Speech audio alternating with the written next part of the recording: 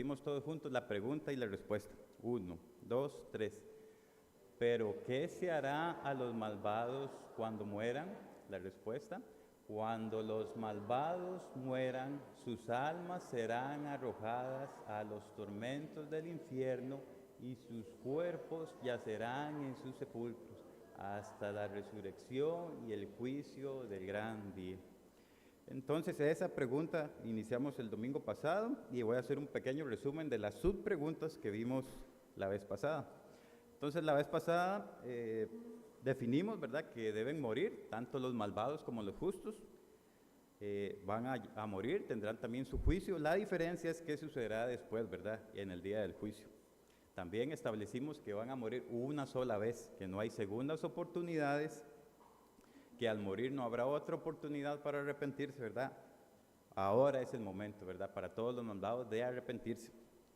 También establecimos que, aunque no quieran, ¿verdad?, hay ciertos impíos o malvados que no quieren morir. Esa es otra diferencia. Nosotros esperamos ese día, como habíamos establecido, que para nosotros es el vivir es Cristo y el morir es ganancia. Algunos impíos no quieren morir, quieren aferrarse a esta vida, ¿verdad? Ciertamente es creación de Dios y disfrutamos de ella, pero hasta que el Señor venga.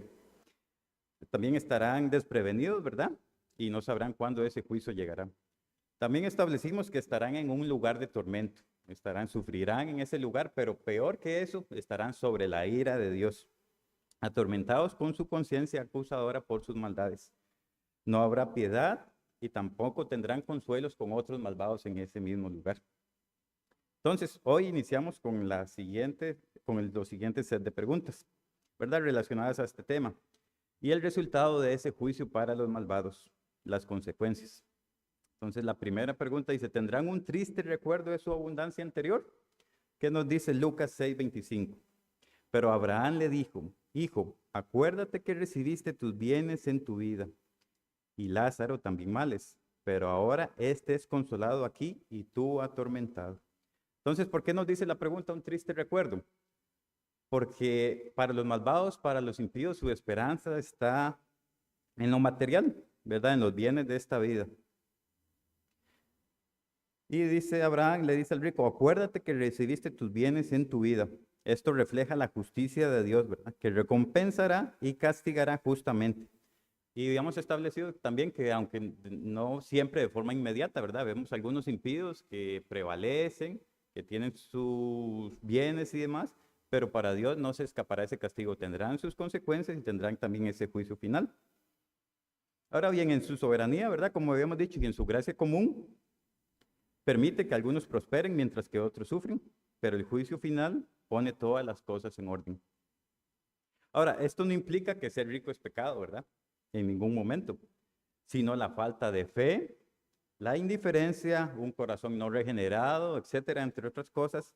Todo eso trae el castigo y el juicio de Dios, no necesariamente tener bienes en este mundo. Ahora, y peor de todo lo que hemos mencionado, y que ya hemos mencionado varias cosas, varias consecuencias, varios tormentos, para sumarle podríamos decir lo que dice esta otra pregunta: ¿tendrán una perspectiva lejana de la felicidad celestial? Además de todo ese sufrimiento y ese tormento, no podrán disfrutar de esa felicidad que tendremos los que hemos creído de nuevo, de que estaremos con el Señor. ¿Qué dice Lucas 13:28? Allí será el llanto y el crujir de dientes, cuando veáis a Abraham, a Isaac, a Jacob y a todos los profetas en el reino de Dios, y vosotros estéis excluidos. Entonces, en este contexto, este versículo enseña que los impíos verán lo que podrían haber obtenido, ¿verdad? En ese momento verán lo que el Señor les pudo haber otorgado, pero ya no habrá tiempo, como establecimos en preguntas anteriores, de poder arrepentirse. No habrá una segunda oportunidad. Y esa felicidad es incomparable, ¿verdad? Esa visión empeora su condenación. Aparte de sufrir en ese infierno, en el Seol, verán esa gracia, esa felicidad que gozarán los que han creído de nuevo. Aparte de su castigo, ¿verdad?, desearán haber obtenido ese regalo. Entonces, aquí en este versículo también, aprovechando, hay una urgencia en arrepentirse genuinamente mientras hay tiempo, ¿verdad? Nadie sabrá cuándo llegará su día, y a veces vemos algunas personas decir: no, otro día, mañana, cuando termine de estudiar, cuando tenga tiempo. No sabremos cuándo llegará. Entonces, mientras hay tiempo, y una vez más, como se expone en este púlpito cada domingo, venir, arrepentirse, ¿verdad? Y creer. No sabemos cuándo esa advertencia, cuándo la podremos escuchar una vez más. ¿Verdad? Y sumado a estas consecuencias que hemos hablado y esa felicidad celestial lejana que tampoco tendrán los malvados, ¿qué más tendrán los malvados? ¿Qué dice Mateo 13:42? Y los echarán en el horno de fuego, y allí será el lloro y el crujir de dientes. ¿Qué es este crujir de dientes? Se asocia con el llanto, con el horror, el dolor insoportable, la ira desenfrenada. Entonces, además de tener tormento, además de no tener esa felicidad con los que han creído, tendrán ese llanto, ese horror, esa desesperación, ira desenfrenada. Entonces sí, allí será la angustia, el horror, la furia y la desesperación, sumado a todo lo que hemos visto. Y después, hermanos y amigos, de estas cosas y estas consecuencias, ¿existe la más mínima opción de que podrán librarse de ese juicio, de ese castigo? Y después de todo esto, ¿existe alguna posibilidad que los malvados escapen? ¿Qué dice Mateo 23:33? Serpientes, generación de víboras, ¿cómo escaparéis de la condenación del infierno?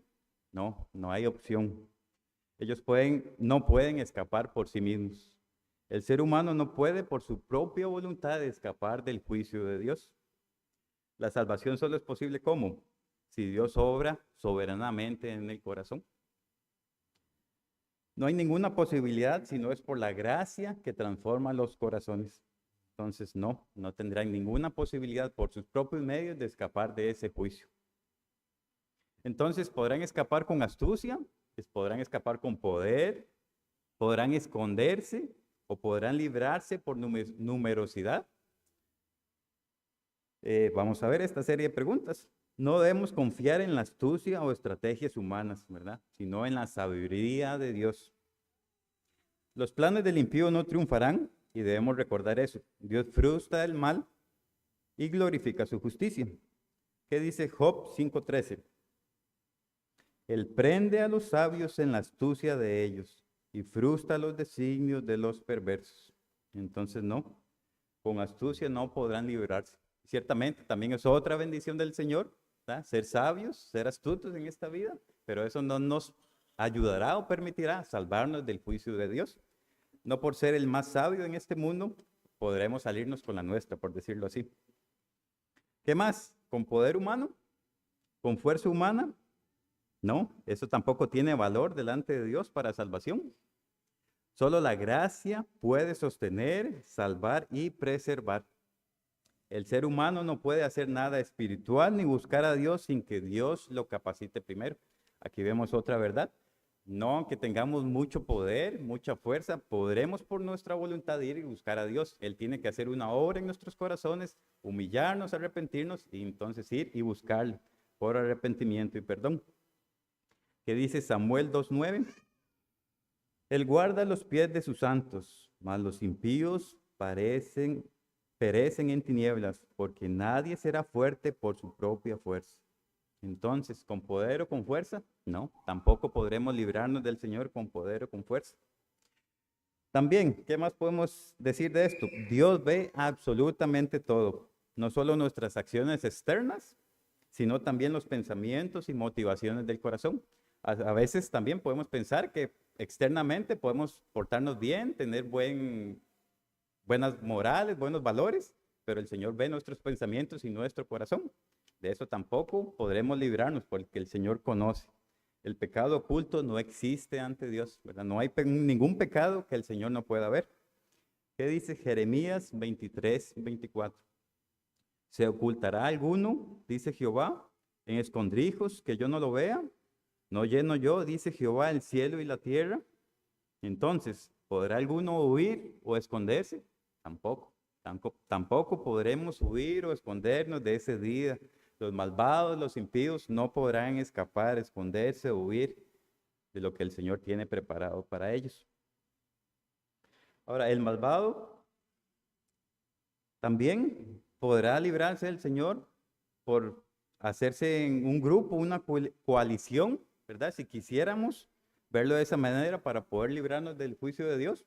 ¿Podremos un grupo de personas unirnos para luchar contra el Señor, para poder huir de ese juicio? No.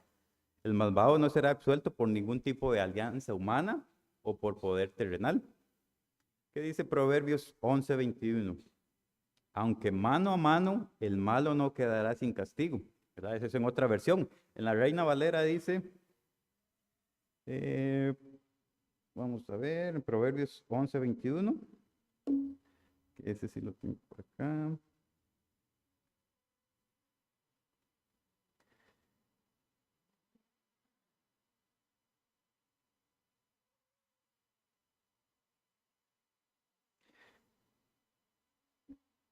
Entonces dice, tarde o temprano el malo será castigado, mas la descendencia de los justos será librada.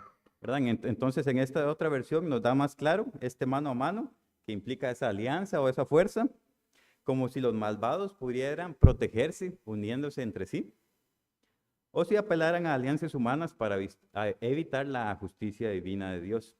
Entonces, ni por numerosidad, no, tampoco ni por numerosidad, ni por esa coalición podremos librarnos del juicio de Dios. Entonces, ¿será entonces el infierno lo suficientemente grande como para albergar a todos los malvados? ¿Será otra esa limitante para que todos los malvados e impíos tengan su castigo? ¿Que no haya suficientemente espacio en el infierno? No, o sí, será entonces el infierno suficientemente grande. No habrá esa limitante. Ese no será un inconveniente. ¿Qué dice Isaías 5:4? Ensanchó su interior y sin medida extendió su boca. Y si lo leemos completo, en Isaías 5:14, por tanto, ensanchó su interior el Seol y sin medida extendió su boca, y allá descenderá la gloria de ellos, y su multitud, y su fausto, y el que en él se regocijaba. Entonces, ¿qué quiere decir esto? Ensanchó su interior y sin medida extendió su boca. Es una metáfora que describe la naturaleza insaciable del Seol. ¿Y qué es el Seol? El infierno, la tumba, en el contexto del juicio de Dios, ¿verdad? Que no habrá una limitante para que todos los malvados lleguen a ese momento. Entonces, la imagen de que el Seol ensanchó su interior sugiere que el juicio está preparado para recibir a todos los que se rebelan contra Dios. En otras palabras, y resumidamente, Dios no permitirá que el pecado quede impune, ¿verdad? No habrá ningún inconveniente, ninguna limitante para que el pecado quede impune. ¿Ok? ¿Qué más vemos en estas sus preguntas? La muerte. La muerte es un recordatorio de la soberanía de Dios. Entonces ya vimos que ningún poder humano, riqueza, poder, posición pueda evitar que la muerte venga. Nada de eso va a poder evitar que la muerte venga a cada uno de nosotros. Ahí la diferencia será si hemos creído o no, para salvación o para condenación. El fin último de todos los hombres es estar ante Dios, ¿verdad? Sea justo o sea injusto. Como ovejas son puestas en el Seol, dice el Salmo 49:14. El Seol es esa referencia, ¿verdad? Como vimos, al infierno. ¿Qué más? Los consume el sepulcro, ¿sí? El Seol consumirá a los pecadores, dice Job 24:19. Entonces, por medio del juicio de Dios, todo esto, el destino final de los impíos y la soberanía divina y el castigo del pecado, será por medio a todos, tanto justos como injustos. Tendrán su castigo, estarán en el sepulcro y el sepulcro los consumirá. ¿Estropeará la belleza de los malvados? Sí, como vimos en el Salmo 49:14. Sí, la muerte los pastoreará, ¿verdad? Entonces tampoco la belleza tendrá ahí su lugar. Además, como ya vimos, tendrán tormento, tendrán castigo, estarán sobre la ira de Dios, estarán atormentados, no podrán ver esa felicidad. ¿Qué más? Los despoja de su gloria. ¿Sí? ¿Qué dice Salmos 49:17? Ni su gloria descenderá con él. O en la versión Reina Valera, porque cuando muera no llevará nada, sus riquezas no descenderán tras él. Entonces, igualmente, esos impíos o esa futilidad de las riquezas y lo inevitable de la muerte, ¿verdad? No tendrá tampoco su lugar ahí. Por más que hemos acumulado y tengamos nuestra confianza, o los impíos tengan su confianza en la riqueza de este mundo, de nada valdrá en el infierno, porque el Señor los despojará de su gloria. Debemos poner nuestra confianza solo en la gracia soberana de Dios y la salvación que se encuentra solo en Cristo. Entonces, todo lo que acumulemos en esta vida es temporal, pero lo que Cristo nos ofrece tiene un valor eterno. Eso debemos recordar. Y como dijimos, tener cosas materiales no es pecado, es en quien ponemos nuestra confianza.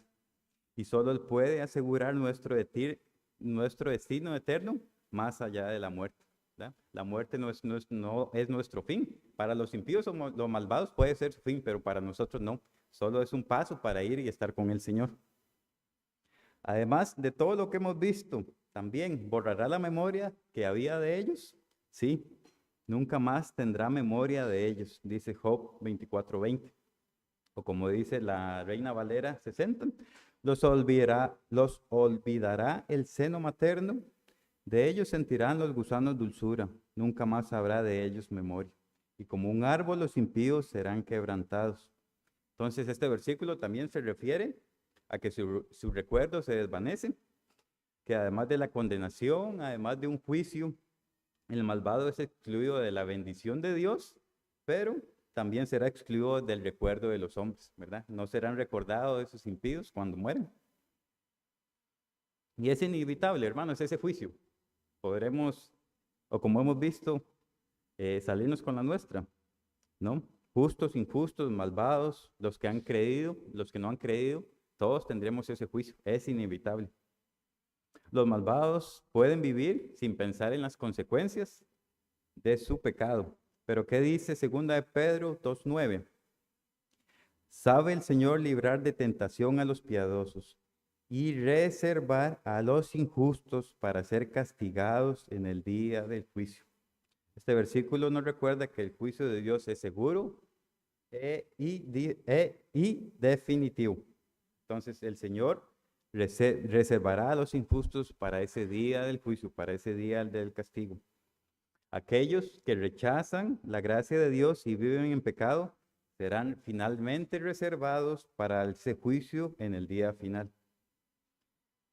Finalmente entonces serán traídos a Él, ¿sí? Aparte de ser reservados, serán presentados delante del Señor en el día del juicio final, que dice Job 21:30, serán llevados en el día de la ira. ¿Qué vemos con todo esto? Que el juicio de Dios es seguro e inevitable. Habrá una justicia divina junto con la soberanía de Dios. Entonces, todo lo que hemos visto, ¿verdad? Que Dios tiene su tiempo y su manera perfecta. Castigará a los impíos en el juicio final, mientras perseverará a los justos. Entonces, ese es como un resumen de esta pregunta que vimos, de la pregunta 42. Y también una exhortación, a pesar del presente o la situación particular que estemos viviendo, los creyentes debemos confiar que Dios es fiel y justo y que su juicio será ejecutado. Ya sea para bendición o para condenación, debemos estar seguros que todos los impíos recibirán el castigo que merecen. Y es como lo que mencionaba la vez pasada. Ciertamente el Señor nos manda a predicar el Evangelio, ¿verdad? Esas buenas nuevas, pero también debemos recordar que están estas advertencias, estas consecuencias para los que no creen, para los que no han creído. Y es nuestro motivo seguir orando, ¿verdad? Para que nuestros familiares, las visitas que vienen aquí a la iglesia, amigos, vecinos, conozcan al Señor. Primeramente para tener esos beneficios, ¿verdad? De una vida nueva, pero también para evitarles ese juicio final, ese lugar donde estarán en tormento, donde estarán sobre la ira de Dios, en continuo crujir de dientes, en ese lloro, llanto y ira desenfrenada. Entonces, con esto terminamos esta pregunta 42 el día de hoy. La próxima semana iniciamos una nueva pregunta y ahora tendremos un receso y a las 10:30 continuamos con el culto vespertino.